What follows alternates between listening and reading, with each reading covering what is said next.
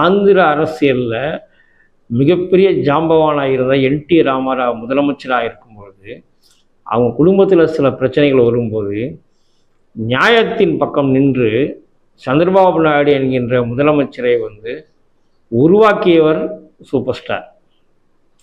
உடனே சில பேர் கேட்கலாம், சந்திரபாபு நாயுடுவை ரஜினி தான் உருவாக்கினாரா? ரஜினி ஒரு மிக முக்கிய காரணம் என்பதை 90களின் மத்தியில் இருந்த அரசியல் பார்வையாளர்கள் அறிவர்.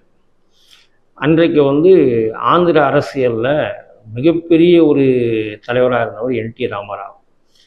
அவருடைய மருமகனாக இருந்தவர் தான் சந்திரபாபு நாயுடு. அவர் குடும்பத்தில் சில பிரச்சனைகள்லாம். அப்போது இவர் யார் பக்கம் நின்றார்?